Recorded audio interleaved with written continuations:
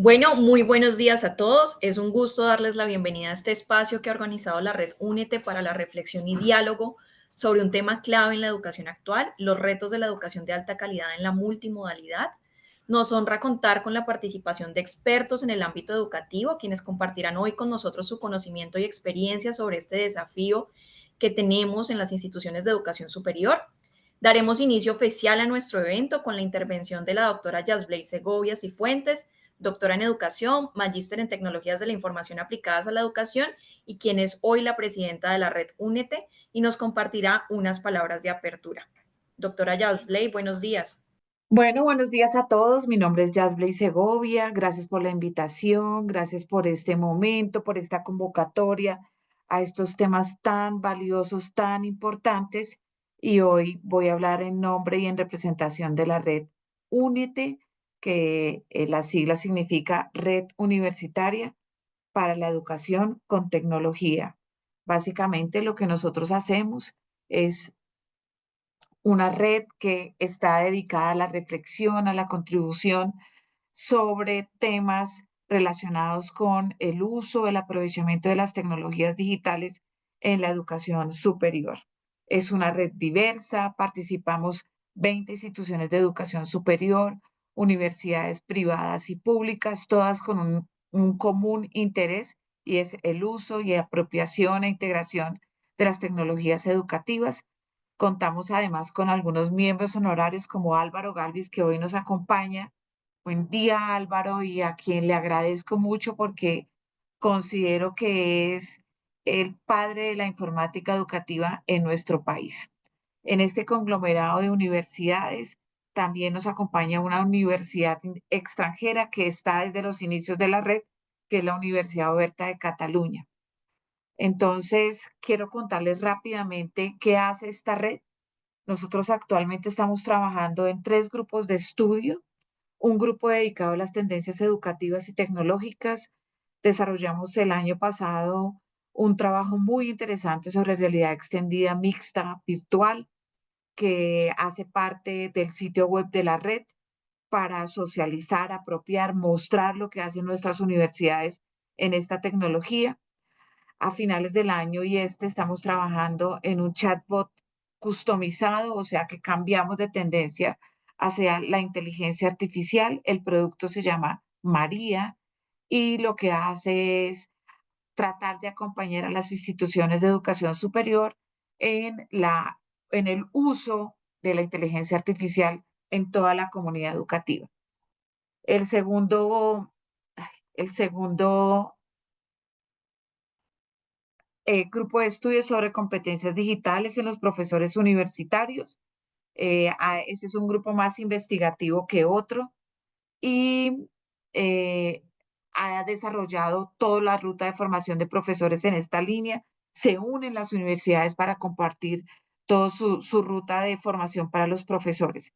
Y el último grupo, que es el que nos invita hoy, es el de modalidades en la educación superior, que también se ha dedicado a estudiar lo que dice el gobierno, hacer benchmarking en todas nuestras instituciones, mirar qué pasa de manera internacionalmente y hoy es eh, uno de esos frutos, realmente mostrar qué está pasando, no solo a nivel nacional, sino internacional.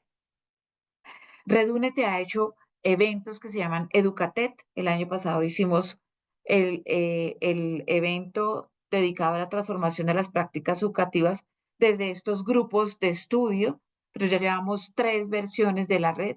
Esperamos que el próximo año hagamos Educatet 2026, para el cual ya están invitados. También tenemos publicaciones de toda la producción intelectual, de toda la producción científica a lo largo de la creación de nuestro grupo, que también hacen parte y están colgados en nuestro sitio web. Básicamente mi intervención es muy pequeña porque lo que queremos es mostrar que a través de webinars también nos acercamos a las instituciones de educación superior y hoy es un webinar bien interesante para tratar la temática de uno de nuestros grupos de estudios. La invitación a participar en la red está abierta.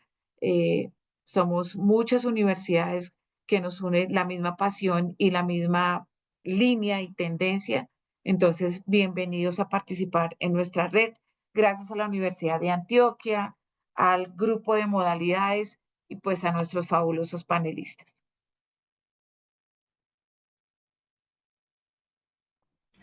Doctora Jasblay, Señora. muchísimas gracias por esta valiosa introducción. Daremos entonces paso a nuestro moderador, el doctor Álvaro Galvis, doctor y magíster en educación de adultos con apoyo de tecnologías digitales, además de ingeniero en sistemas de informática. Él nos guiará a lo largo de este evento y facilitará el intercambio de ideas con nuestros panelistas o nuestros invitados. Nos acompañan hoy dos invitados especialistas en educación, el doctor Miller Antonio Pérez, doctor en educación, licenciado en psicología y pedagogía y magíster en educación, y nos acompaña la doctora Mari Morocho, doctora en estadística, investigación operativa, máster en evaluación y gestión y dirección de la calidad educativa, magíster en educación, en gerencia de proyectos para el desarrollo y economista. Es un honor hoy contar con su presencia y experiencia en este espacio que se ha promovido a través de la red Únete y que esperamos sea de gran aprendizaje. Antes de iniciar, invitamos a toda la audiencia, a todos los que nos acompañan. Gracias por su asistencia, gracias por su participación. Durante el evento los invitamos a compartir sus preguntas mediante el botón ubicado en la parte inferior del chat o escribiéndolas directamente en el mismo. Asimismo, les pedimos que indiquen a qué invitado o a qué panelista desean dirigir su pregunta o su consulta. Al final de todas las intervenciones, seleccionaremos las inquietudes y las haremos llegar directamente a los expertos pertinentes. Sin más preámbulo, damos entonces paso al doctor Álvaro Galvis, quien moderará esta interesante conversación. Gracias, Jennifer. A Lady, un gustazo volverte a ver, así sea a la distancia. Miller, es un gusto contar contigo acá como invitado. Y Mari Morocho se nos unirá en unos 20 minutos a la conversación. El tema que nos han pedido dinamizar es un tema que está a flor de piel.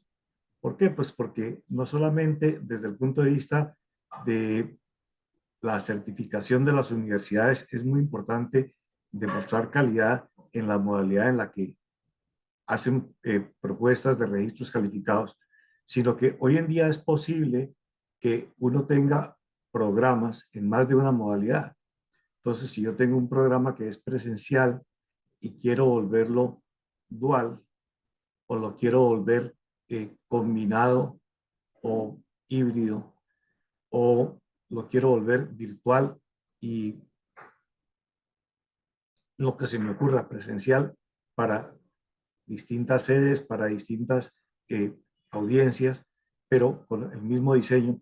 La pregunta de fondo es, ¿y cómo garantizar que verdaderamente se estén cuidando los distintos elementos de la calidad?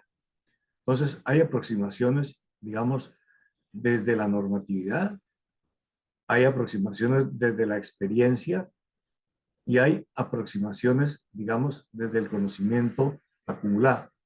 Yo me tomé la libertad de hacerle una consulta a uno de los, digamos, sistemas que todos tenemos a disposición, que es el poder uno hacer consulta a un chat. Entonces yo usé algo que se llama Claude.ai y ya les voy a compartir lo que dio como resultado esto. Compartir. Entonces yo le hice esta pregunta a Claude. Le dije, hágame una reflexión sobre los retos de la educación de alta calidad en la multimodalidad. Ustedes verán que la respuesta no solamente es muy comprensiva, sino muy profunda. Entonces me da 8 grandes categorías y en cada una de ellas me dice, mire, en integración efectiva de tecnologías, tenga en cuenta estas 3 cosas. En personalización de aprendizaje, tenga en cuenta estas 3. Yo quisiera pedirle a Kelly que me ayude compartiendo esta presentación en el chat.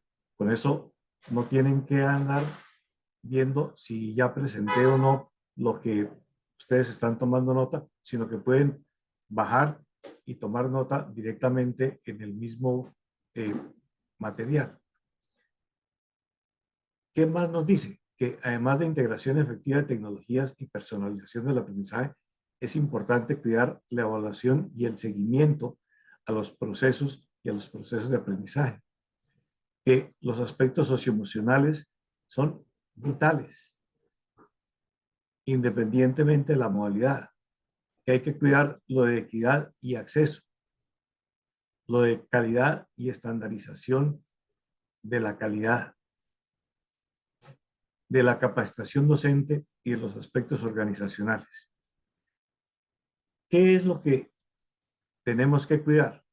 Pues por un lado, en lo que estemos haciendo muy bien de esto, tenemos que mantenerlo o aumentarlo. Y en lo que no estemos haciendo muy bien, deberíamos tratar de ver cómo sacar adelante la iniciativa, resolviendo aquello que no necesariamente está bien. Entonces yo le escribí a mis dos colegas, a Miller Antonio y a Mary, y les dije, bueno, en el contexto de la organización en la que usted colabora, en el caso de Miller, el Ministerio de Educación Nacional, en el caso de Mary, el Instituto Latinoamericano y del Caribe de Calidad en Educación Superior a Distancia, el CALED, ayúdenme a profundizar en aquellos aspectos que sean particularmente retadores en el contexto de la oferta de programas de educación superior multimodal y denos estrategias sobre cómo abordar esto. Entonces, yo no quiero alargarme, sino que quiero invitar a Miller a que desde su experiencia nos ilumine con aquello que ustedes han encontrado que definitivamente hace diferencia y aquello que hay que cuidar muy bien, porque de no estarlo cuidando podemos no solamente correr el riesgo de no lograrlo, sino eventualmente de fracasar en el intento de ofrecer multimodalidad con calidad. Entonces, Miller, bienvenido. Es un placer tenerte aquí invitado. Es todo tuyo el micrófono y Bueno, bueno, muy buenos días, apreciado profesor Álvaro. Me da mucho gusto saludarlo. Muchas gracias a la Red UNITE por la invitación, a todas las personas que están conectadas también a través de Zoom y las personas que luego podrán ver esta grabación en diferido. Estoy de acuerdo con la lista que nos hace la inteligencia artificial. Creo que hay unos temas claves muy importantes. Pudiéramos abordarlos todos, pero como el tiempo es corto, yo decidí enfocarme en un aspecto en particular basándome en la normatividad actual. Eh, y ya quiero compartir con ustedes una pequeña presentación que voy a usar de apoyo. Entonces, permítanme un segundito. Ya, ahí ya la tengo. Por favor, me dicen si ya la ven. Me imagino que sí. Y la visualizamos bien. Muchas gracias, Miguel. Bueno, muchas gracias. Bueno, primero pues quise pensar en los conceptos que constituyen la denominación de nuestro encuentro, la alta calidad en la multimodalidad, los retos de la alta calidad en la multimodalidad y bueno, básicamente pues un reto, como sabemos, es un llamado a la acción. Y por eso es tan interesante, porque no es un problema, sino es una convocatoria para que actuemos, para que nos pongamos en marcha hacia la realización o hacia el desarrollo de alguna actividad con la que podamos responder. Y me tomé también la libertad de retomar un concepto de calidad del Acuerdo 01 del CESU, que es muy reciente, en el cual se hace una referencia a la pertinencia. Me parece que es un concepto bastante interesante, el de la calidad en relación con la pertinencia, porque nos habla de la coherencia entre lo que nos planteamos como institución educativa y las actividades que desarrollamos y los efectos que tenemos en los estudiantes, en los entornos, etcétera. Ya me parece que es clave este acercamiento desde la pertinencia. Y cuando hablamos de multimodalidad, bien lo decía el profesor Álvaro, pues de acuerdo con el 0529, pues estamos hablando de modalidades como la presencial, a distancia, virtual, dual e híbrida. Esa híbrida que resulta de la combinación entre la modalidad virtual y todas las demás.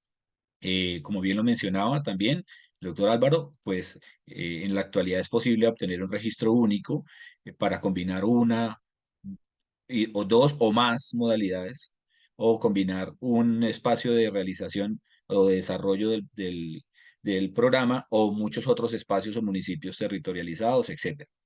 Entonces, lo que estamos es frente a un nuevo panorama normativo, una nueva posibilidad que se viene abriendo con el uso de las tecnologías, que exige también que nos reposicionemos frente a conceptos como la calidad. Entonces, yo quise hacer este abordaje a partir de dos grandes retos. Uno, conceptual, yo pienso que revisitar los conceptos es fundamental. Cuando tenemos nuevos escenarios, nuevos retos, nuevas reconfiguraciones, es fundamental volver a los conceptos para ver qué estamos entendiendo y cuál sería la consecuencia metodológica de esa comprensión o esa interpretación. Yo pensé que por lo menos podríamos abordar tres, esto lo digo por temas de tiempo. Uno es el aprendizaje autónomo, que es fundamental cuando se habla de cualquiera de las modalidades, tanto presencial como de distancia, como virtual. Generalmente tiene mucho más peso en la modalidad virtual, pero el aprendizaje autónomo es un concepto fundamental para la educación en términos generales. ¿Por qué? Porque es un horizonte de realización, es el efecto deseado, el efecto formativo que esperamos lograr después de llevar a cabo nuestras actividades educativas. Yo retomé esta definición en la que se entiende el aprendizaje autónomo como una forma de vida, y además como un modo de apropiación de la cultura académica, es decir, de la perspectiva propiamente analítica, categorial, que permite leer, analizar, escribir, formular textos de corte académico. Y cuando hablo de textos, no solamente hablo de los textos escritos, sino pues de estos textos también que son discursos. Entonces, si uno se para desde acá, pues entiende que el aprendizaje autónomo no es solo la libertad de decidir o actuar, y porque es obvio que todas las personas aprendemos de manera autónoma en la medida en que nadie aprende por nosotros. Entonces, si entendemos así el aprendizaje autónomo, de una vez queda claro que que se debe evaluar y que se debe formar.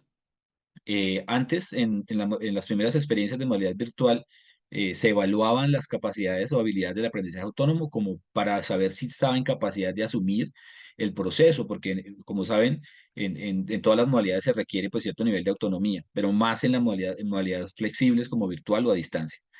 Pero ahora, pues, digamos que se ha flexibilizado mucho este aspecto y pues las universidades admiten a todas las personas que hacen la solicitud. Entonces habría que mirar, digamos, si para asegurar la calidad es importante poder evaluar ciertas habilidades del aprendizaje autónomo y con esa evaluación plantear un proceso formativo permanente que lo ayude a consolidar como horizonte formativo. Digamos, esto me parece clave, ya lo voy a retomar en los otros dos. El otro concepto que me parece fundamental es el de la interacción y aquí me baso en la condición de aspectos curriculares del 1330, que habla del componente de interacción, que habla del componente de los mecanismos de evaluación, de los componentes pedagógicos. Entonces estoy volviendo un poco a la normatividad. Como bien lo mencionaba el profesor Álvaro, pues yo soy asesor de la Dirección de Calidad para la Educación Superior y pues generalmente tiendo a basarme en la norma. Pero recuperé una definición de interacción de Humberto Eco. Dice que es fundamental, para la interpretación es fundamental que el interlocutor nos dé una respuesta interpretativa. Por tanto, si es así, solo se interactúa entre sujetos, es decir, no hay interacción entre el sujeto y un texto, el sujeto y un video, o el sujeto y otras formas de expresión. La interacción, desde el punto de vista de Humberto Eco, se produce solo entre personas que pueden generar una respuesta interpretativa. Porque, digamos, y esa respuesta interpretativa se hace digamos, en el mundo de la vida, en el horizonte de una experiencia. Entonces, esto nos plantea la necesidad del encuentro, eh, la necesidad de intercambiar no solamente impresiones a través de la opción escrita, sino también a través de la oralidad. De ahí la importancia de los encuentros sincrónicos. Aquí tal vez podríamos pensar esa opción que se ha extendido mucho y que casi que se plantea hoy como una condición sine qua non, y es que los encuentros sincrónicos son opcionales.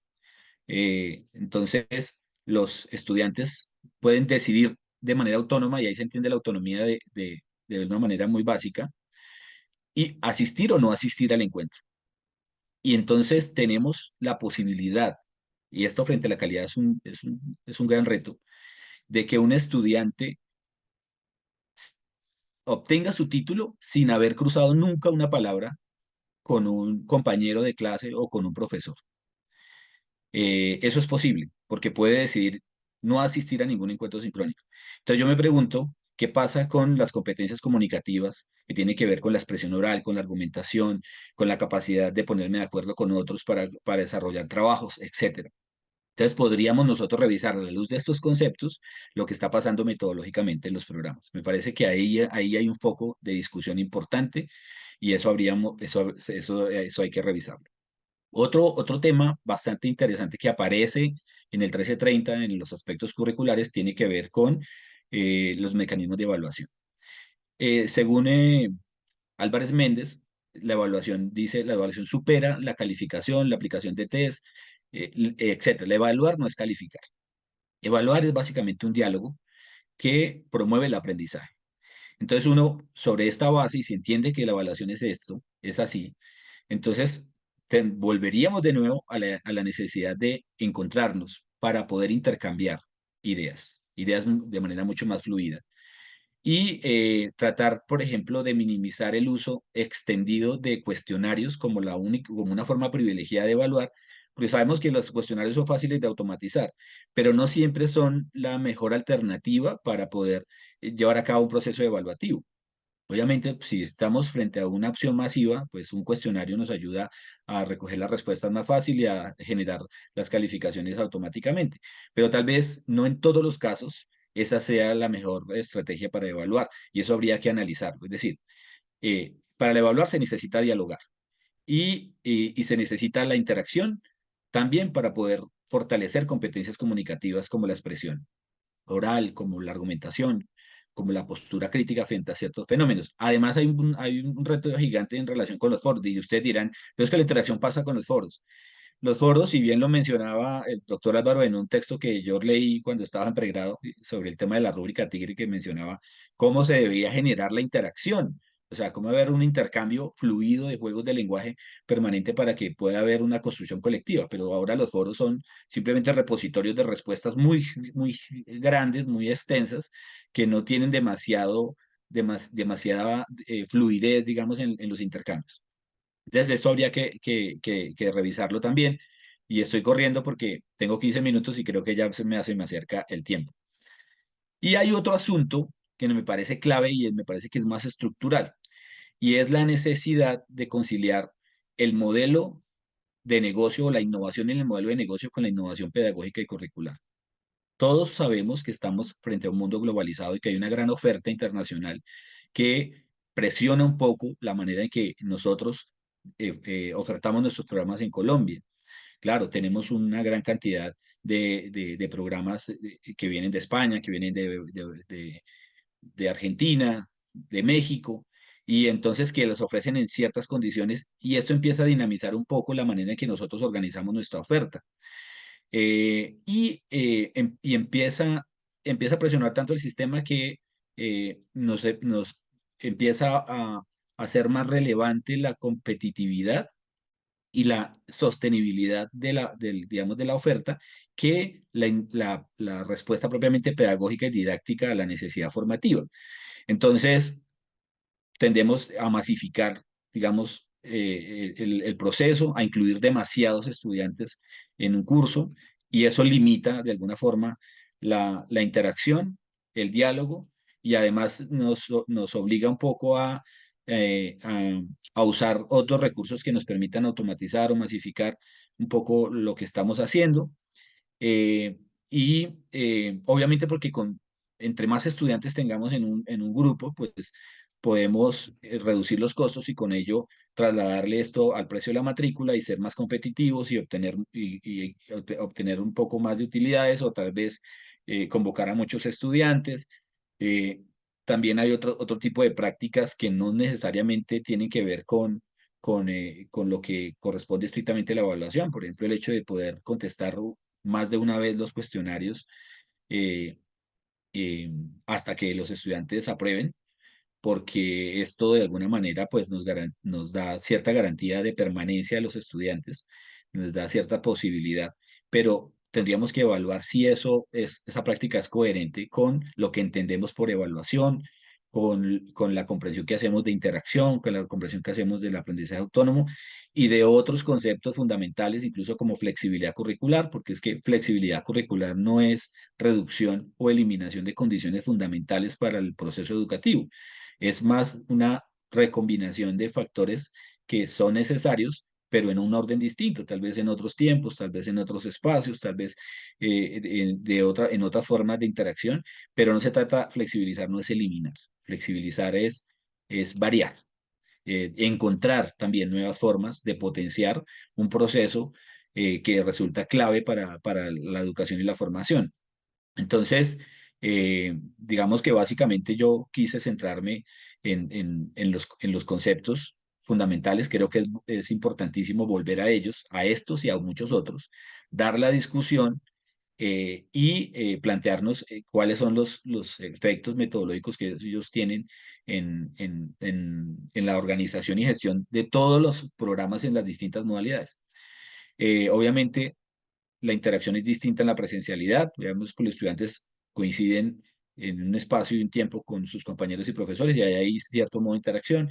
En la distancia también hay una participación mucho más dialógica en los centros regionales, pero en la modalidad virtual pues existe la posibilidad del encuentro sincrónico, pero al hacerlo opcional, pues muchos estudiantes simplemente deciden no ir y ahí vuelvo a lo que ya dije, pues queda en entredicho el desarrollo o el fortalecimiento de competencias comunicativas que implican un intercambio.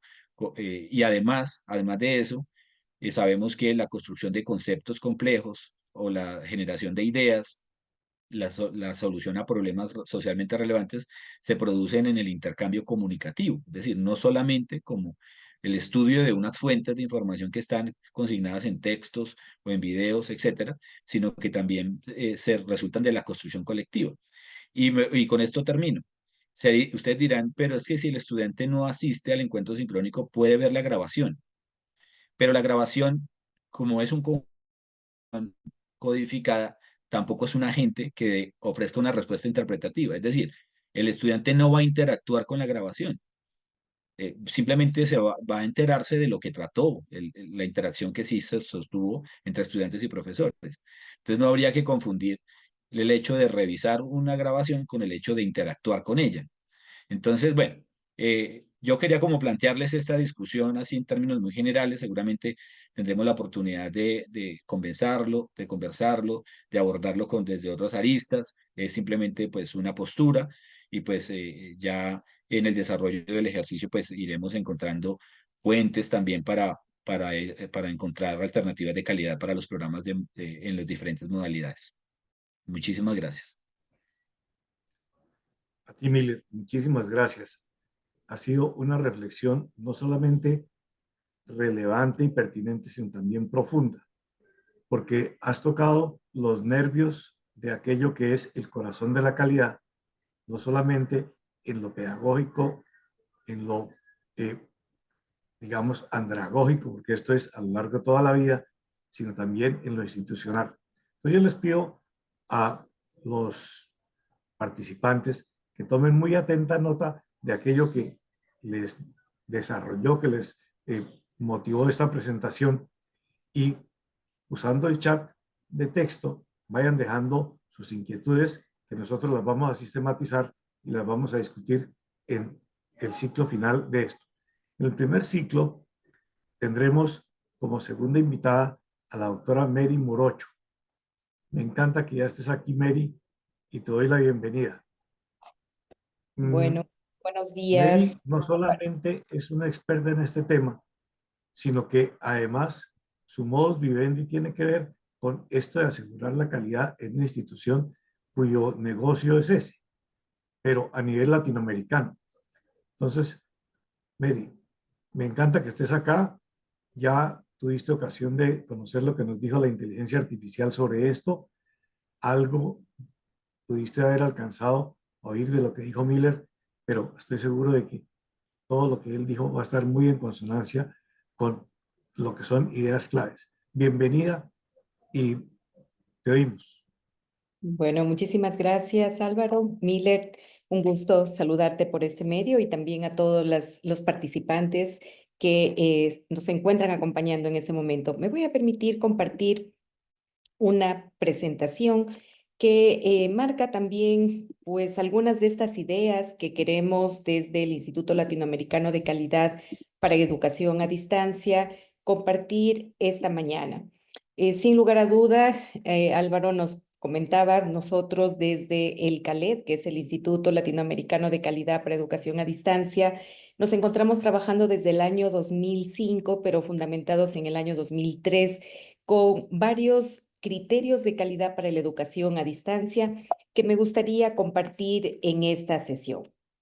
¿En qué va a basar esta rápida contextualización que vamos a hacer con respecto a este tema, basándonos en estos inicios hacia los modelos que se han dado en América Latina, porque es importante comparar qué está pasando también en la región desde la perspectiva que nosotros hemos venido trabajando para acentuar también aquellos criterios de calidad que son los que se manejan dentro del entorno de evaluación?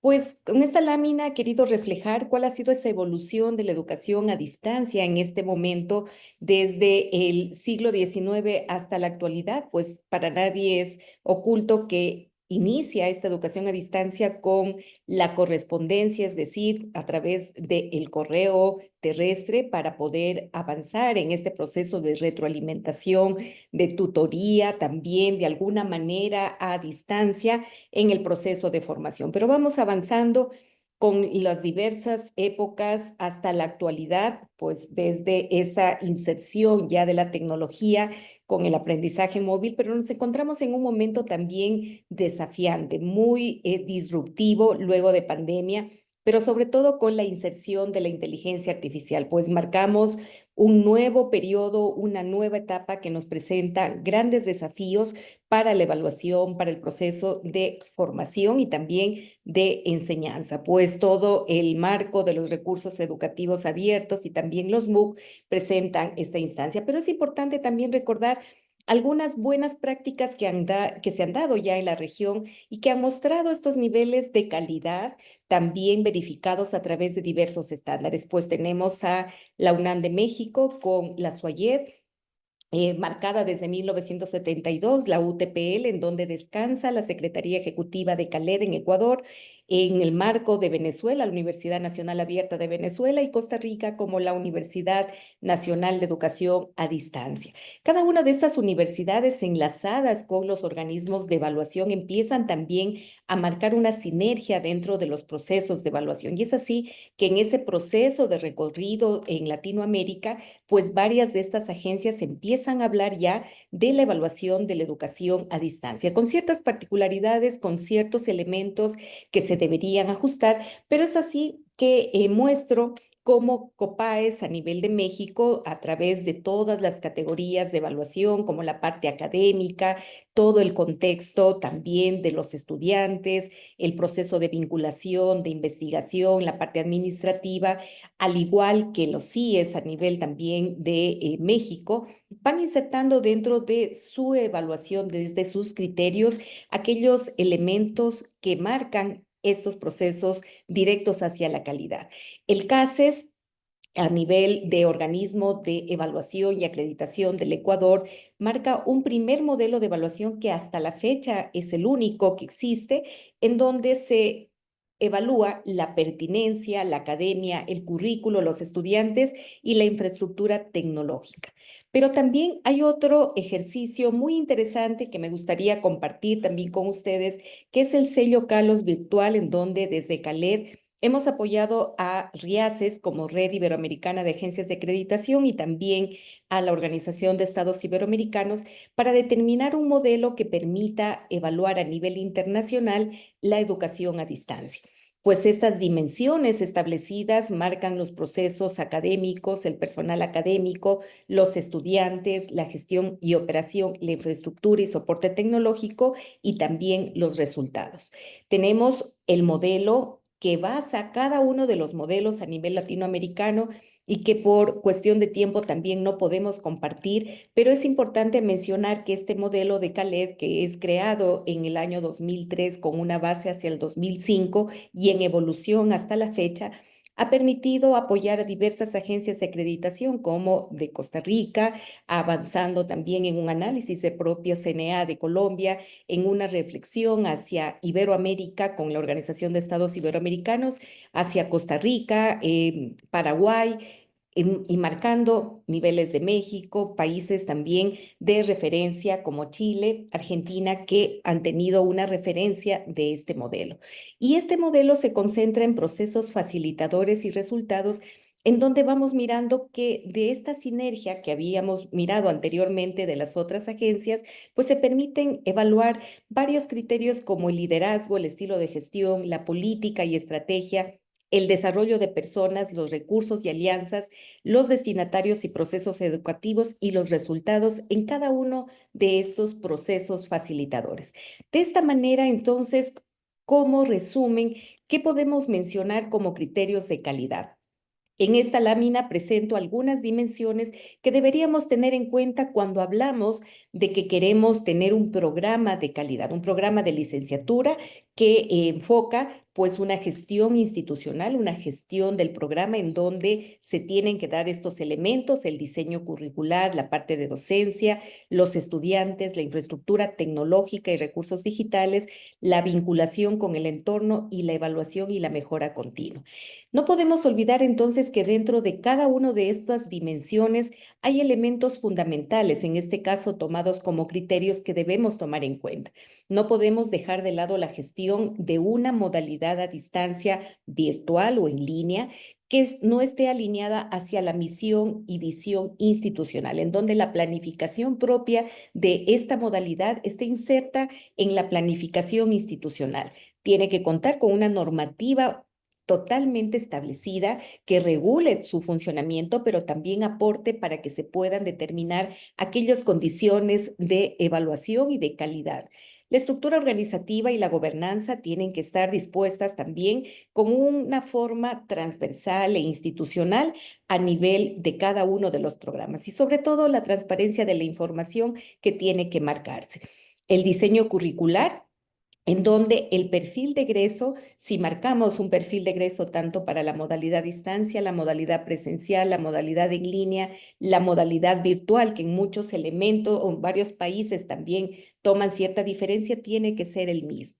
En este momento, pues estamos hablando de elementos de calidad en donde el perfil de egreso de estudiantes a distancia tienen mayores niveles de calificación cuando dan un examen a nivel nacional en donde se está estableciendo que ese perfil de egreso tiene iguales condiciones que en un estudiante en presencial. Por lo tanto, este perfil de egreso tiene que estar dado en iguales condiciones. El plan curricular, de igual manera, la evaluación del aprendizaje empieza ya a tomar un tinte diferente, pues en esa línea vamos insertando también elementos propios de evaluación hacia la educación a distancia, en donde tendremos que ir valorando, y es un reto muy importante, aquellos elementos de resultados de aprendizaje a nivel de competencias que sigue marcando no solo para la educación a distancia, sino también para la educación presencial y en línea, un proceso continuo de reflexión.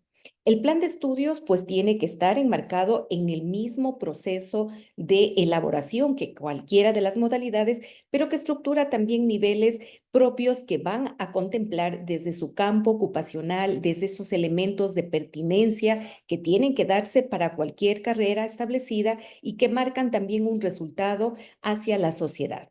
Las metodologías de enseñanza y aprendizaje, por supuesto, marcan también una diferencia importante aquí entre modalidades, en donde esas metodologías activas que estamos en este momento actualizándonos en el manejo de la modalidad presencial, marcan también ya una aplicación directa en la modalidad a distancia y en línea. En ese marco de reflexión, de avance que tenemos, pues tenemos también un material de aprendizaje que está cambiando de manera continua, en donde ya la parte de bibliografía digital que está formando base de todo este entorno educativo, pues va variando también con simuladores virtuales, está trabajándose ya con laboratorios virtuales que permite también engranar el material con prácticas reales. Y hablamos también de todos los elementos que se puedan aportar desde el tema bibliográfico.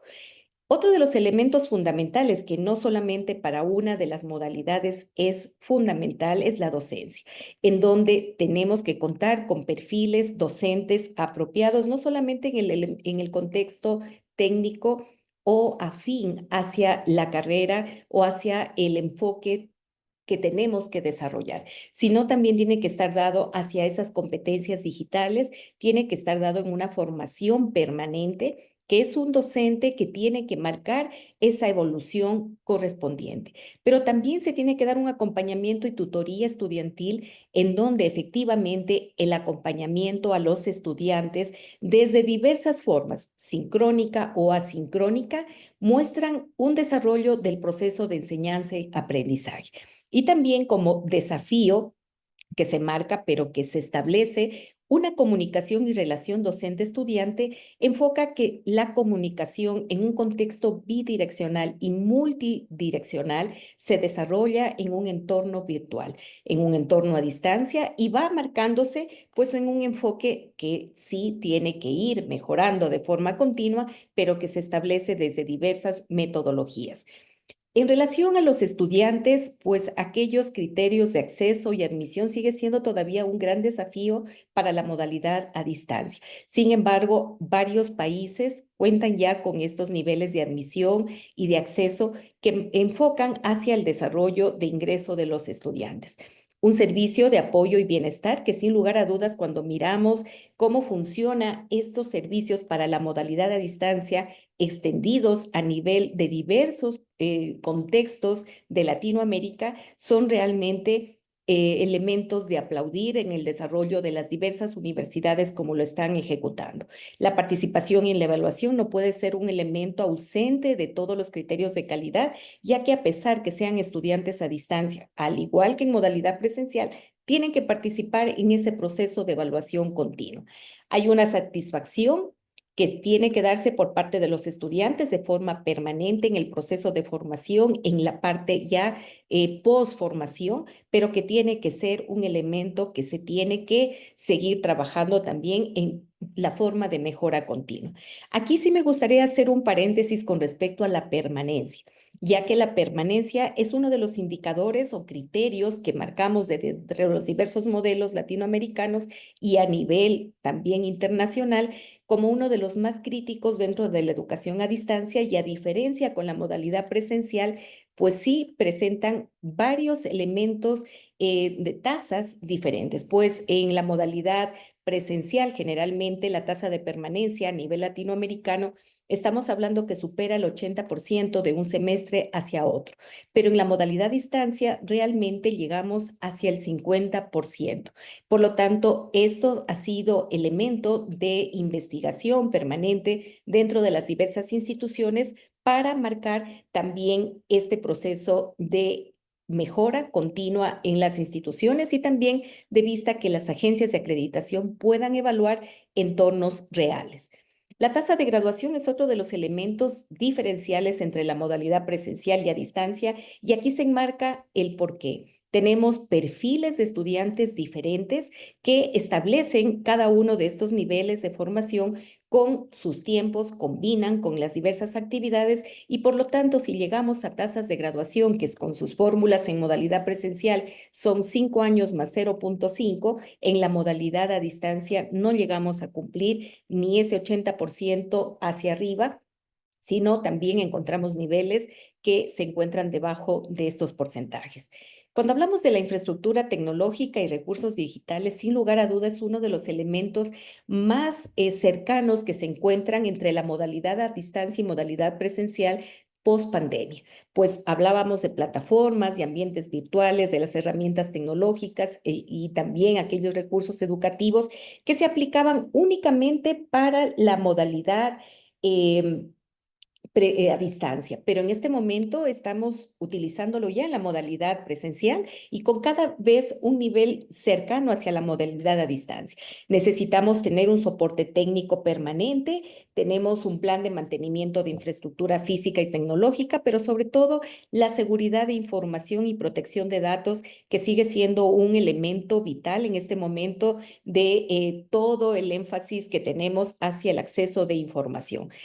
Pero otro de los elementos críticos y que también lleva a una reflexión profunda en nuestros modelos es la accesibilidad y la usabilidad.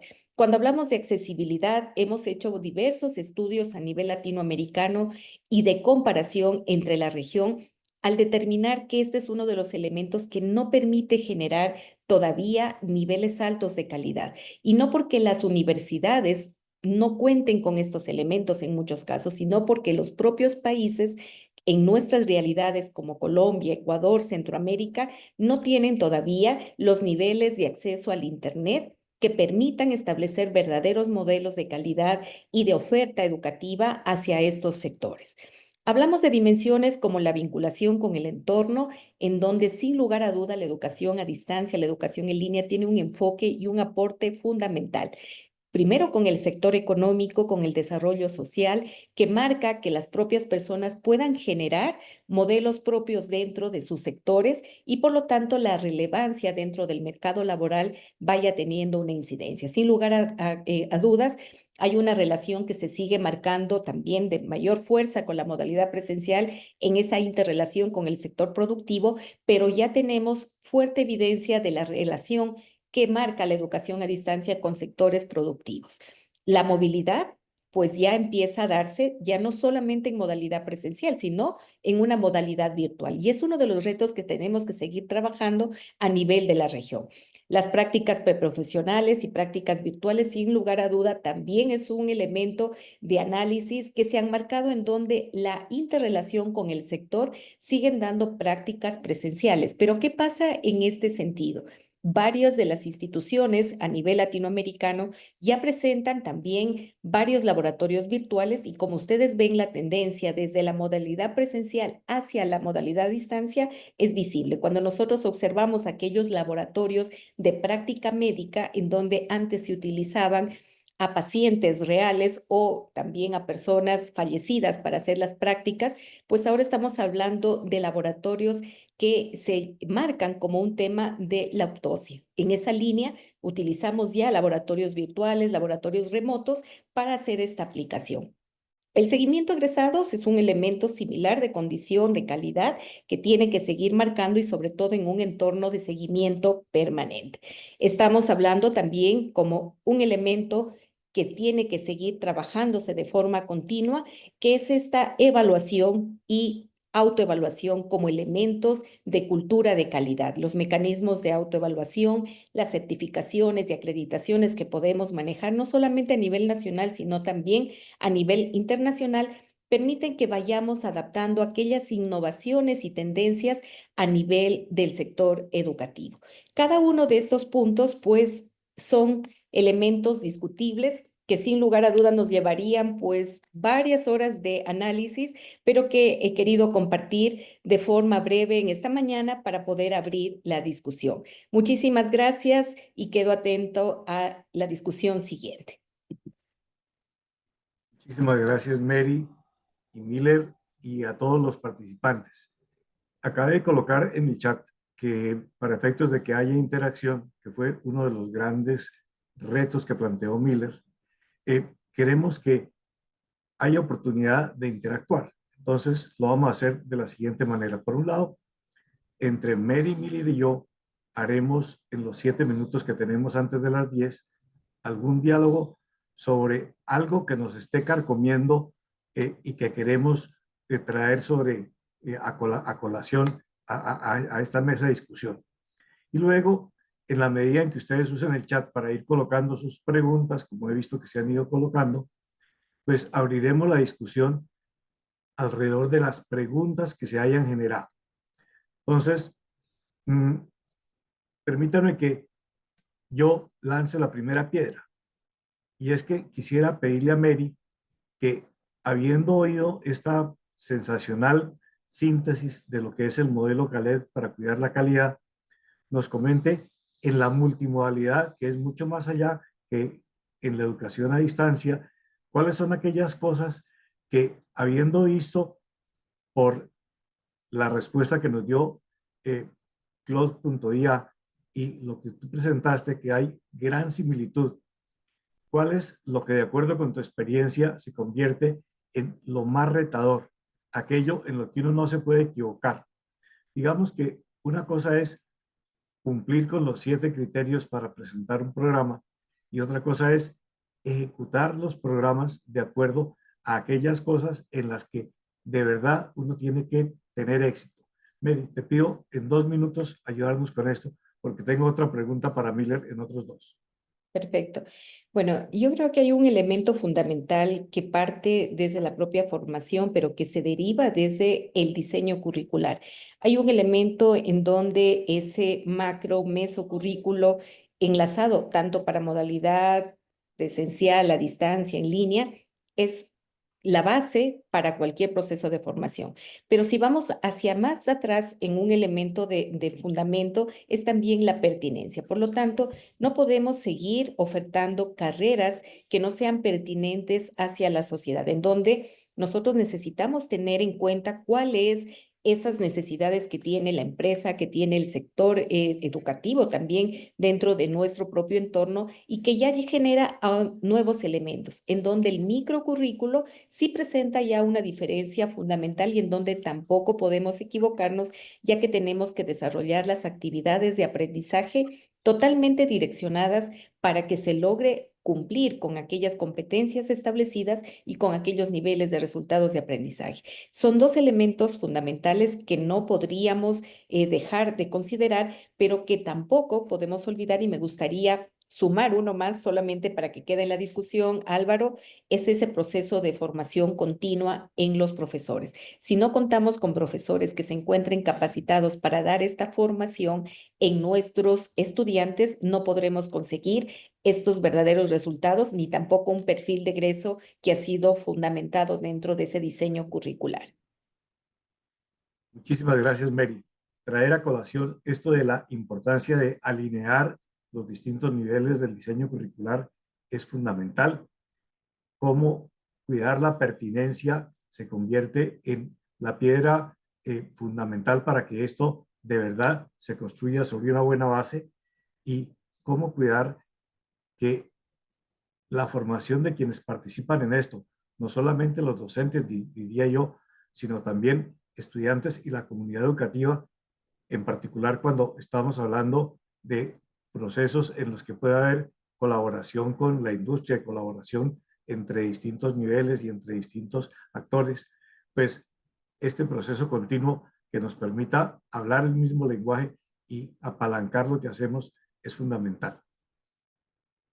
Miller, yo tenía una pregunta que ha ido saliendo de alguna manera en el chat, pero que quisiera ponerla de presente antes de que entremos a las distintas manifestaciones de la pregunta. Y es que tú destacaste lo crítico que es que haya interacción. Y la interacción, para ponerlo de alguna manera jocosa, no es lo mismo que interacción, que es oprima enter para continuar, sino es lograr un diálogo entre distintos actores de tal manera que haya, por un lado, escucha y por otro lado, construcción. Entonces, el ejemplo que traje hoy me sirve para hacer esta pregunta. Yo, antes de hablar con ustedes, quise interactuar con un sistema que se llama Claude.ia y le hice la pregunta, ¿qué me tiene que decir sobre este tema? Y me dio 8 respuestas que están muy alineadas con lo que Mary nos mostró y que nos dio subconjuntos ahí. La pregunta es, ¿cómo lograr que le saquemos el jugo a la inteligencia artificial de cara al reto de interacción que nos lleva a que la gente no esté limitada a apropiar modelos mentales, sino a construir modelos mentales. Y cuando digo apropiar, es que si yo interactúo, puedo recibir lo que me da el sistema y apropiarlo, pero si yo interactúo sobre eso, yo voy más allá. Y hoy estamos viviendo esa experiencia. No hemos querido simplemente repetir lo que nos dijo el sistema, sino hemos querido ir mucho más allá.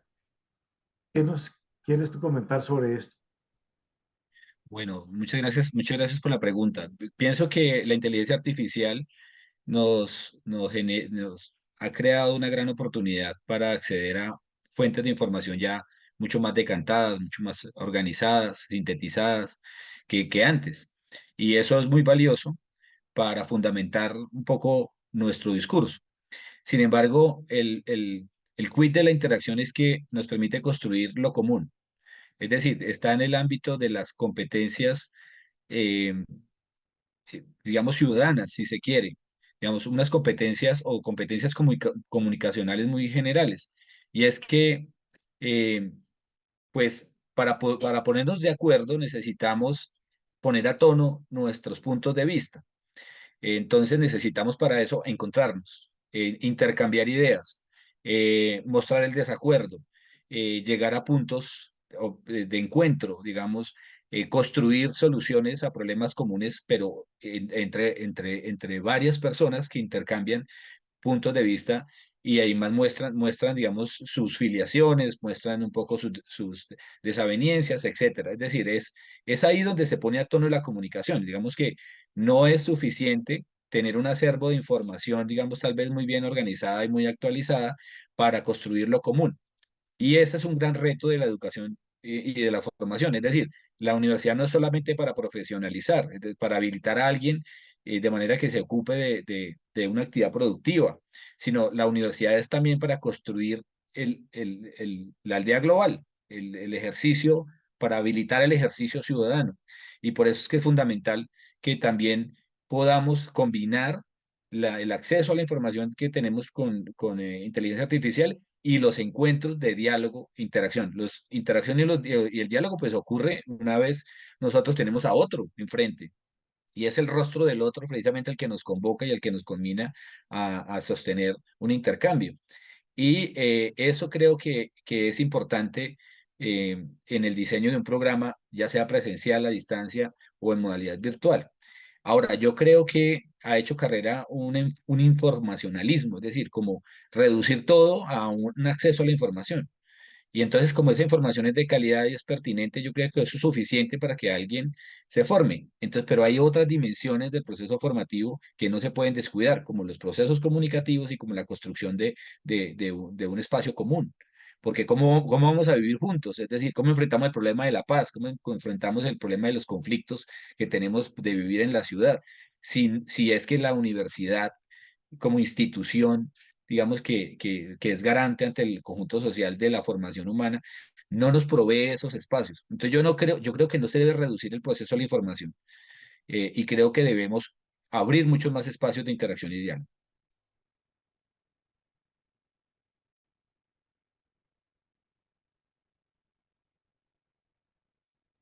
Álvaro, tienes Profesor Ay, Álvaro. perdón, estoy hablando con mi pantalla, qué pena. Estaba diciendo que no puedo menos que estar de acuerdo con lo que ustedes han comentado y quisiera ir compartiendo lo que en el chat nos han ido preguntando, porque hay preguntas que unas son de muy fácil solución y otras que necesitan un poco más de, digamos, de intercambio de ideas. Voy a comenzar con las fáciles y esta se la quiero hacer a Wilson. Y es que se preguntan en el chat cómo nos podemos unir a Redúnete. ¿Cómo podemos lograr que quienes trabajamos en esos temas de tecnología y educación formemos parte? ¿Es esto personal o institucional? Wilson. Álvaro, muchas gracias. La participación es institucional, efectivamente. Lo que les comenté a través del chat es que pueden escribirnos al correo laredunete@gmail.com para iniciar el contacto y desde luego desarrollar el proceso que tenemos establecido en los estatutos para que puedan presentarse desde la institución. pero claro, estamos abiertos desde la red y con el mayor gusto creo que por ese medio podemos tramitarlo. Muchas gracias. Perdóname que meta la cuchara, y es que eventos como estos son otra manera de participar en Redúnete, no en la participación institucional de la que habla Wilson, sino en la participación de crear comunidad entre quienes compartimos, digamos, este deseo de hacer mejor educación con tecnología. Voy a ir compartiendo algunas de las preguntas que tenemos y primero debo decir que son 13 preguntas, no las voy a plantear eh, una a una, sino voy a ir encontrando afinidades. Por un lado, parece que uno de los temas que ha generado más eh, reacción favorable es este del aprendizaje autónomo. Y entonces el aprendizaje autónomo pues tiene por un lado retos en prácticas de aula, por otro lado en capacidad de los docentes para que asuman ese rol, tiene que ver con la manera como nosotros acompañamos la evaluación y eh, certificamos los logros. Tiene por otro lado que ver con los fines y los, digamos, las visiones que hay del profesional que queremos formar. Entonces yo quisiera pedirle a mis dos invitados que alrededor de estas ideas que son propuestas por el profesor José Manuel Castelblanco, nos den un minuto de reacción sobre lo que en relación con esto ustedes quisieran compartir. ¿Quién empieza, Álvaro? Eric, por Adelante, favor. profe. Perfecto, bueno, a mí me gustaría reflexionar sobre este proceso de aprendizaje autónomo, ¿no? Hay un marco fundamental de lo que nos lleva en sí la educación y que nos lleva a un proceso de aprendizaje permanente, en primer lugar, y bajo el enfoque de apoyo a la tecnología y el apoyo de todo el tema bibliográfico con el que contamos, pues podemos ir orientando a este proceso autónomo. Sin lugar a duda, en el proceso de enseñanza-aprendizaje, en la educación a distancia, en línea o virtual, van a haber diversos tipos de aprendizaje, pues ese aprendizaje autónomo, el contacto con el profesor o tutor y también aquel proceso práctico que va a desarrollarse. Por lo tanto, diría que el aprendizaje autónomo es uno de los elementos fundamentales para que podamos alcanzar los resultados de aprendizaje, alcanzar ese objetivo final en el marco de formación, pero no podemos descuidar aquel proceso también de contacto con el docente y también en el proceso de interacción con la práctica y la realidad. Bueno, en relación con el aprendizaje autónomo, pues me gustaría recalcar una idea que mencioné en la presentación y es que una cosa es la característica eh, propia del ser humano que tiene que ver con la libertad de decidir, de elegir, además de conducirse por cuenta propia. Digamos, de alguna manera, esa es una condición, una facultad que puede enriquecer, que puede fortalecer a la luz de la ética, de la moral, de la conveniencia o no de ciertas decisiones, etcétera. Pero cuando hablamos de aprendizaje autónomo en el contexto universitario, pues ya estamos hablando de un fenómeno muy particular y es cómo me conduzco por mi cuenta para abordar los contenidos formales, digamos, de la universidad. Entonces, en ese caso no basta mi actitud, es decir, no basta solo que yo quiera hacerlo y que esté dispuesto a hacerlo. Necesito primero que todo, pues haber formado una habilidad para ello. Digamos, en el caso del acceso a los contenidos que están por escrito, pues una capacidad de lectura analítica, categorial. Necesito un dominio del campo semántico para poder incorporar esos nuevos contenidos, digamos, a lo que yo ya sé. Ahora, eso significa que yo ya estoy formado y que ya puedo estudiar por cuenta propia, pero mientras yo lo estoy haciendo, necesito algo que se inventaron hace muchísimos años los griegos y es precisamente digamos, el andamiaje o la pequeña fuerza que implica la actitud del pedagogo o el acompañamiento del maestro. y que luego sí se sistematizó en instituciones como las universidades del siglo XI y que se concretó en la escuela moderna en 1800. Es decir, esto es un proceso sistemático que se basa en el acompañamiento de alguien que tiene un mayor dominio de ese campo y de esas habilidades y destrezas. Entonces, yo diría que en el caso de la modalidad a distancia y modalidad virtual, pues se requiere de un acompañamiento muy cercano, pero digamos, no un acompañamiento en el cual yo reciba productos y le devuelva una realimentación a esos productos terminados, sino que yo lo acompañe durante el proceso. Y para eso tienen que darse condiciones, porque, insisto, es muy difícil acompañar 300 estudiantes a la vez. Por eso, en modalidades como la presencial, los grupos son de 30, 35, 40, digamos, porque hay una mayor posibilidad de que yo pueda atender individualmente a esos estudiantes que requieren mi ayuda y que además ellos se acompañen entre sí, digamos, porque están juntos ahí, digamos, se preguntan, se acompañan, se retroalimentan y además también hay un ambiente por fuera de las aulas que complementa muchas de esas búsquedas. Están los foros, están los encuentros, los conversatorios, están las discusiones de pasillo, lo demás.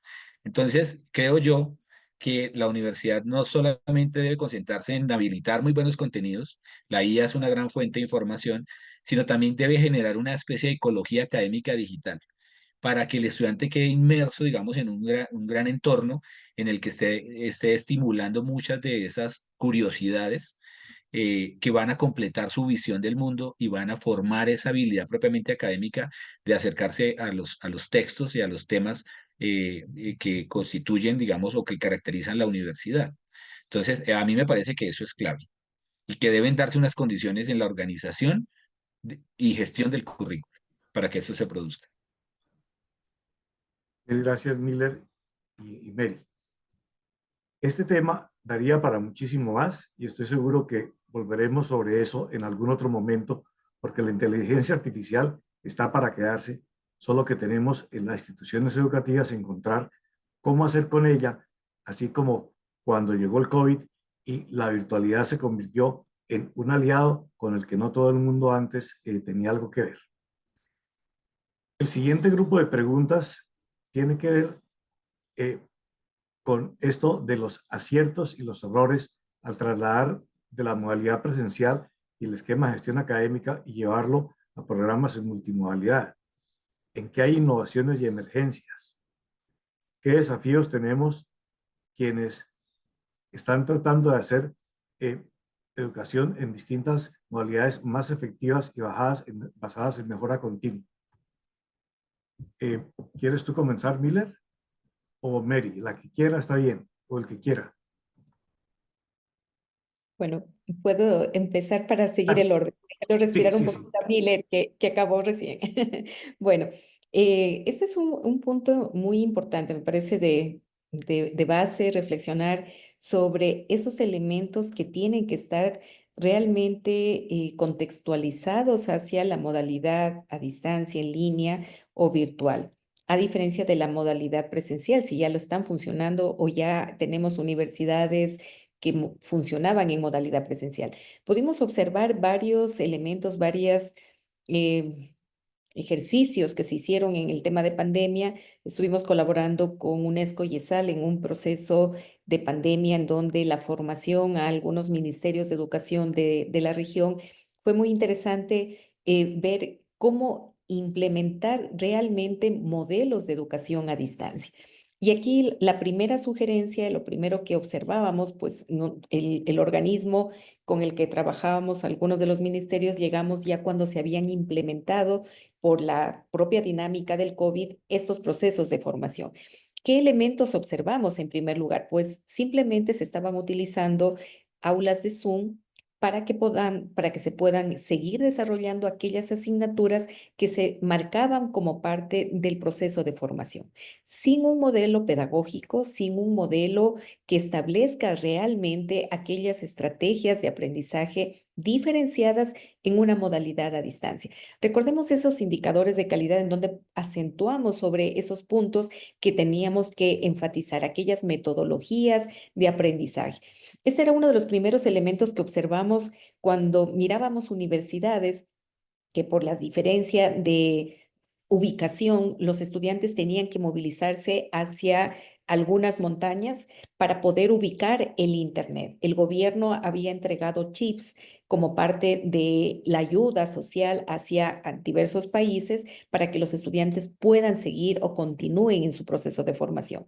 Pero, ¿qué estaba pasando? ¿Realmente estábamos logrando esos procesos de formación? Era la pregunta, y por esto la intervención desde UNESCO y ESAL hacia el marco de esta realidad educativa.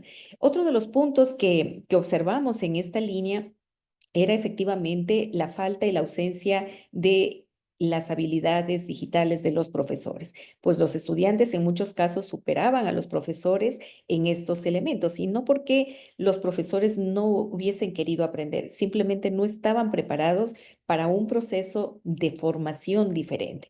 Teníamos diversas conexiones, diversas asesorías con los profesores en donde pudimos evidenciar esa ausencia y esa necesidad, sobre todo de formación. Y por lo tanto es uno de los puntos que debemos seguir trabajando. Desde CALED seguimos promulgando de que tenemos que seguir aportando a esa formación en la región de todo el marco de competencias digitales. El tema también de infraestructura tecnológica, que veíamos como otro de los grandes desafíos, era un elemento primordial al hablar de presupuestos de universidades públicas versus a universidades privadas, pues marcamos un desorden muy amplio en virtud de que cuánto de el presupuesto que tenía destinado para otros elementos, otros rubros, tenían que ser destinados a estos elementos propios. Pero a mí me gustaría resaltar que en ese proceso, en ese marco, hubo grandes ejercicios, y yo quisiera resaltar a Colombia.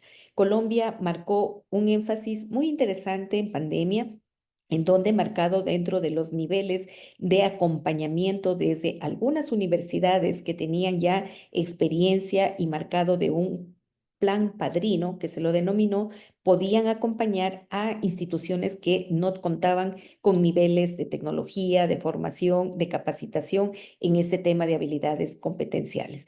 Pues enfocado en esta línea, sin lugar a duda, es uno de los puntos más críticos que hemos observado en la región, el momento de pasar y de mirar una modalidad presencial a una modalidad a distancia. No podemos conformarnos simplemente con la implementación de tecnología o comprar grandes sistemas o grandes plataformas que muestren, en primer lugar, este desorden interno, ya que también se produce una ausencia de interrelación, de interoperabilidad de sistemas a nivel de las universidades, y que provocan también, a su vez, una falta de calidad a lo largo del tiempo. Bueno, Sí, muchas gracias. gracias. En relación con... Perdón, doctor. No, dale, dale. Bueno, en relación con la pregunta, yo estaba pensando en la normatividad más reciente, el 529 del 2024. Tal vez la doctora Marino lo conoce, o tal vez sí, pero nos hablan de una nueva modalidad que es la híbrida. A mí me parece que la modalidad presencial ya es híbrida, es decir, como que con el tiempo se va a diluir esa clasificación, porque ya en gran medida los programas de presencialidad tienen una integración importante de tecnologías en la gestión curricular.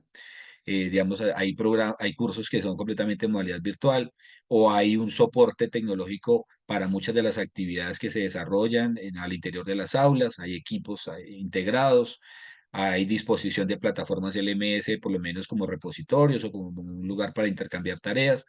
Es decir, en unas universidades lo han hecho más a profundidad, en otras lo han hecho de manera más tímida o más incipiente, pero yo creo que en el corto plazo ya podremos decir que todos esos programas que antes llamábamos presenciales, ahora realmente se conocen como programas híbridos, y esa hibridación cada vez va a ser mucho más importante. Y con el tiempo incluso estas otras modalidades se van a diluir. Digamos, creo que lo que vamos caminamos hacia una modalidad educativa que va a integrar de una manera muy importante las opciones tecnológicas, y esto precisamente nos sitúa frente a la necesidad de ir adaptando no solamente en términos tecnológicos la opción, sino también metodológicas. Entonces, yo insisto en que una de las claves para poder ubicarse frente a este gran reto es volver a los conceptos, ya revisitar los conceptos, cuáles son sus significados, recontextualizarlos y sobre todo volver a los principios del proyecto educativo, al modelo pedagógico, digamos, aquello que le da sentido a la gestión institucional, porque como mencionaba inicialmente, la calidad tiene que ver con la pertinencia y la pertinencia con la coherencia. Pues ya una vez nosotros afinemos la coherencia, yo creo que estaremos en un camino mucho más seguro en términos institucionales. Esa es mi perspectiva en relación con la pregunta. Bueno, yo creo que detrás de todas estas reflexiones alrededor de este tema comienza a ser evidente algo que en Redúnete ha sido como un caballito de batalla, y es aquello de la transformación educativa mediada con tecnología. Hay un continuo desde el totalmente presencial hasta el totalmente virtual que definitivamente tiene hibridaciones de distinta índole. Más presencialidad, más virtualidad, pero lo que hace la diferencia no es esa combinación, es esa combinación ligada a distintas dimensiones que hacen que, además de tener mayores proporciones de tecnología, haya procesos de transformación educativa desde más transmisiva hasta más colaborativa y más constructiva, desde más sincrónica a combinación de sincrónica a sincrónica,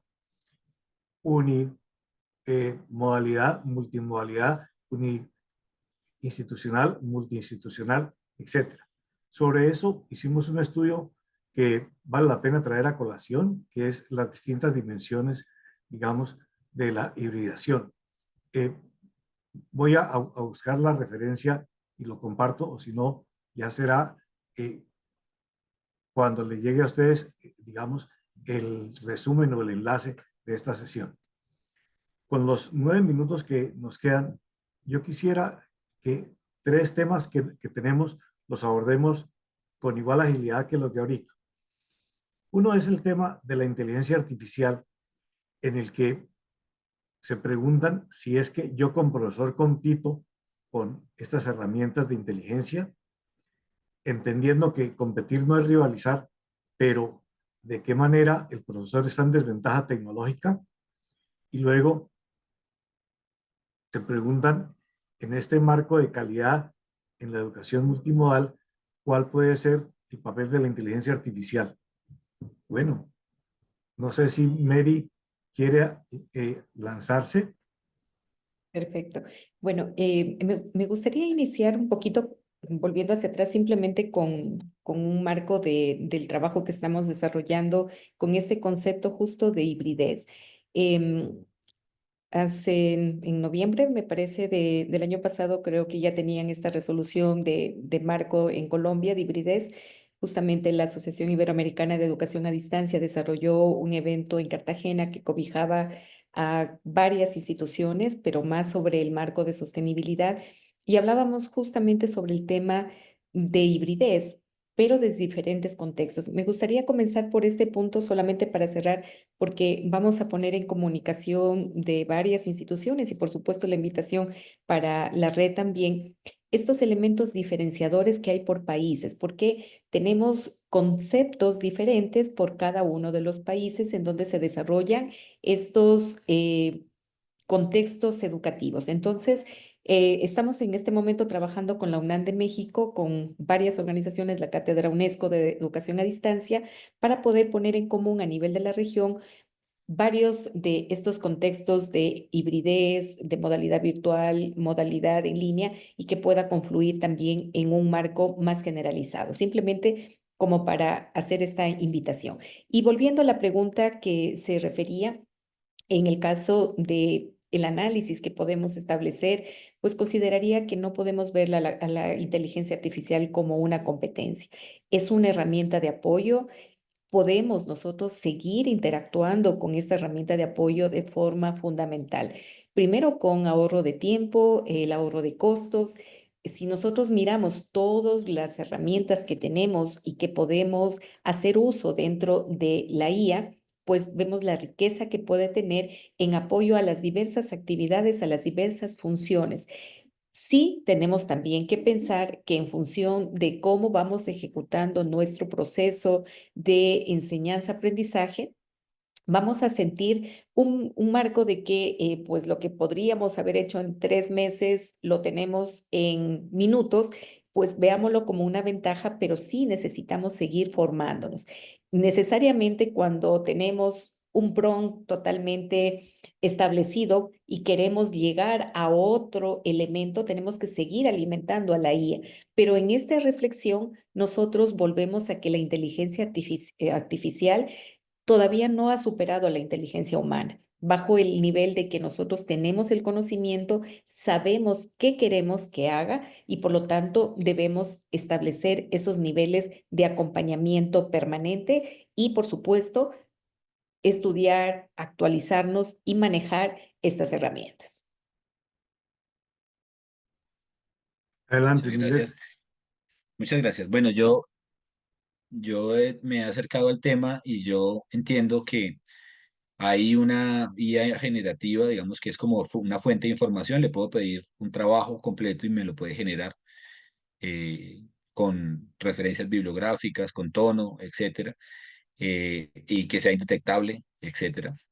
Y hay otra IA que funciona como un asistente, como una especie de tutor inteligente. Ahora está incluido en Word, ¿no? Y en toda la suite de Adobe. Y es que te sugiere una mejor manera de escribir un párrafo o te permite cliclear para poder identificar cuál es el significado que tiene y ver si eso es lo que quieres. Esa IA de tutoría inteligente me parece muy valiosa porque hace las veces del acompañamiento que generalmente hace el profesor, pero digamos en del desarrollo del ejercicio. Entonces, esa me parece muy formativa. La otra me parece interesante para obtener información si es que se hace por consultas, pero obviamente hay un gran reto en relación con el trabajo autónomo de los estudiantes y la evaluación cuando se usa para generar los productos que deberían ser el resultado de la reflexión y el trabajo del estudiante. O sea, no hay oportunidad de equivocarse, no hay oportunidad de acercarse gradualmente a los objetos de conocimiento porque la IA, digamos, le permite al estudiante saltarse todo ese proceso. Digamos, es un hecho de que es una herramienta que está para quedarse, que debemos tratar de encontrar una sinergia con ella, pero también creo que eso se puede abordar también desde una manera responsable desde la universidad. Por eso insisto que el tema del encuentro es fundamental, por eso insisto que el tema de la interacción es fundamental, porque si un estudiante me entrega a mí un ensayo o cualquier otro producto académico, y yo puedo preguntarle sobre esto y cuál es su postura en relación con ese contenido, al menos lo va a poder elaborar, lo va a poder recontextualizar, lo va a poder apropiar. Pero si es un simple proceso de procesamiento de información, pues digamos, creo que eso empobrece mucho el proceso formativo, el proceso educativo. Es decir, debe generarse un tipo de articulación entre la labor del maestro y la posibilidad de generar contenidos que tiene la IA, ¿no? Entonces yo vuelvo un poco a esa necesidad de conservar un poco ese modo de interacción entre la institución y estos sistemas generativos. Bueno, yo creo que estamos llegando al límite del tiempo que propusimos y como corolario de esto que hemos venido hablando, están sobre el tapete dos ideas que ameritan por lo menos un comentario. ¿Y las facultades de educación qué? ¿Cómo deberán repensar o apalancar lo que están haciendo para que esto en los futuros docentes y en los que están en servicio sea no una amenaza, sino una oportunidad? Y por otro lado, ya Miller lo venía mencionando, cómo cuidar que la evaluación no sea simplemente un reconocimiento del corte y pega, sino algo que demuestre que la gente ha articulado y está generando nuevas ideas. Entonces, para no perder la costumbre, Mary, te damos la palabra, y luego Miller. Bueno, me gustaría iniciar por la segunda parte porque está en consonancia con lo que comentaba Miller.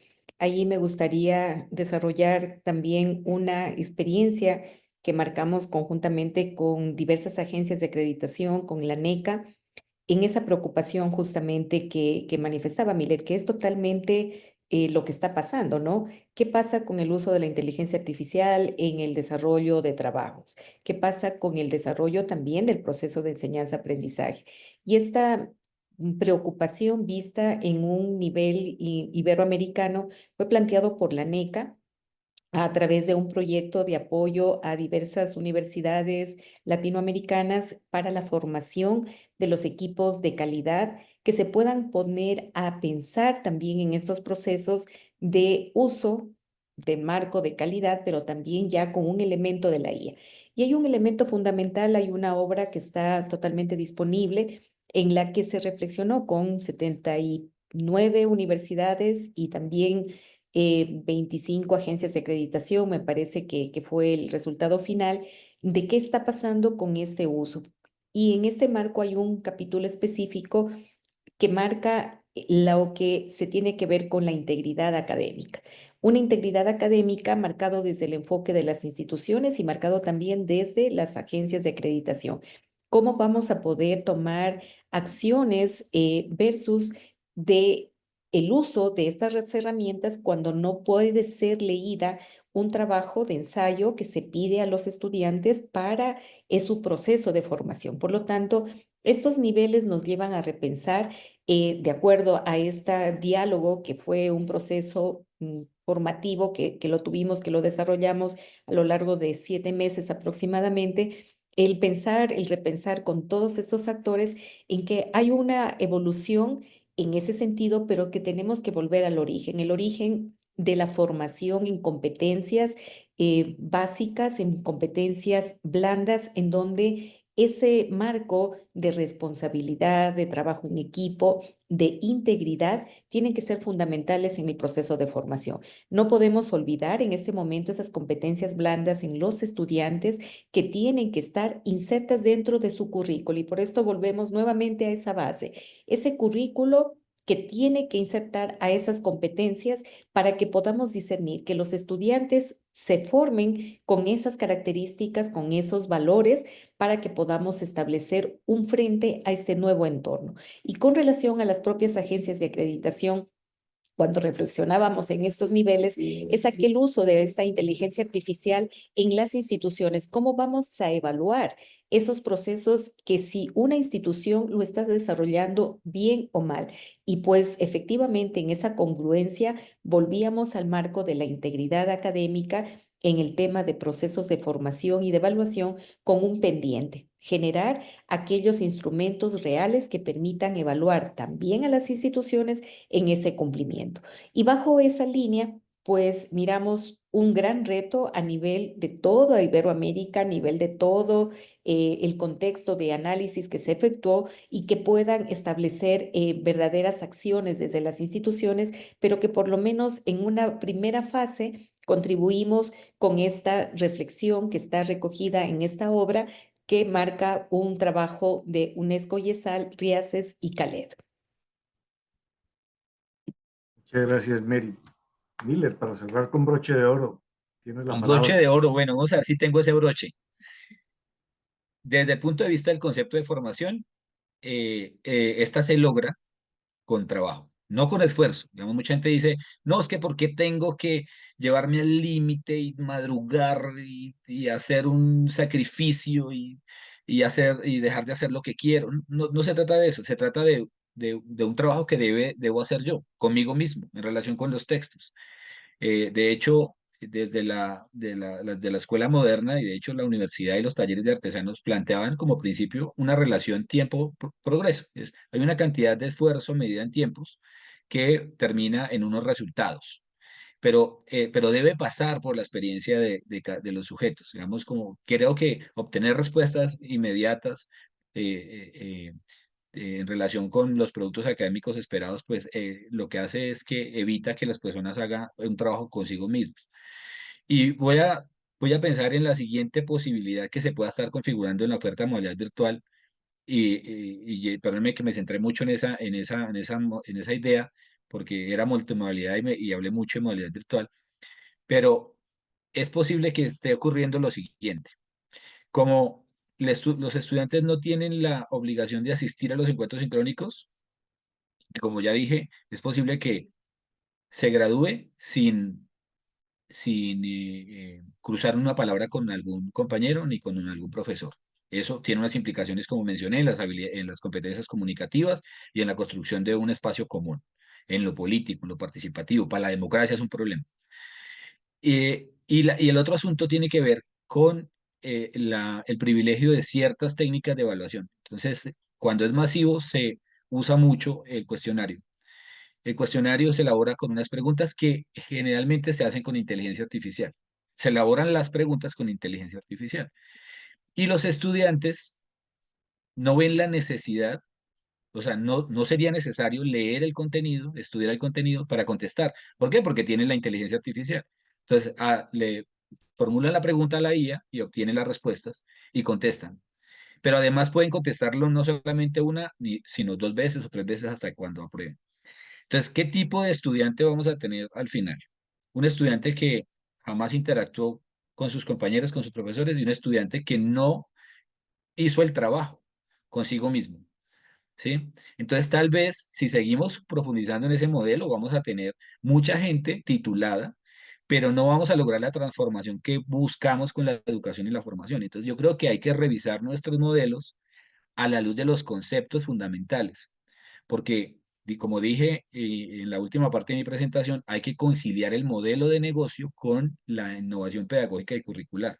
La idea no es que solo que sea sostenible, sí, y que además la idea no es cobertura por cobertura, la idea es poderlo hacer, como bien lo dice el doctor Álvaro, con calidad, con pertinencia, generando un gran impacto y una diferencia en la vida de las personas y en las comunidades. Muchas gracias. Muchísimas gracias, Miller. Mary, ustedes han sido muy generosos con su tiempo, con sus ideas.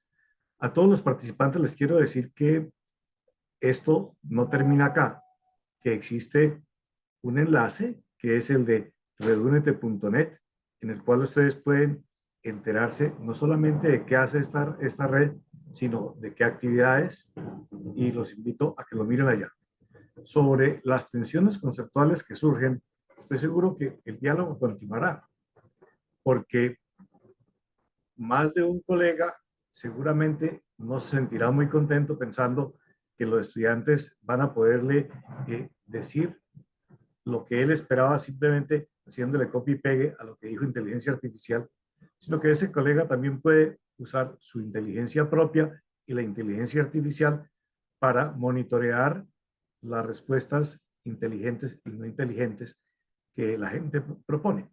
Entonces, cuando se plantea la necesidad de que haya un diálogo entre los distintos actores, pues ese diálogo exige que quien certifica que el estudiante aprendió, que es un profesor, más el conjunto de personas que forman parte de esa comunidad educativa, pues asuman también esta oportunidad como algo que puede favorecer y enriquecer un diálogo, no como algo que acaba imponiéndoles un modelo donde flores maravillosas acaban llegando sin que sepa de qué jardín son. El tiempo se nos acabó. Quiero invitarlos a que nos demos un fuerte aplauso, que disfrutemos un resto de día y un día maravilloso para todos.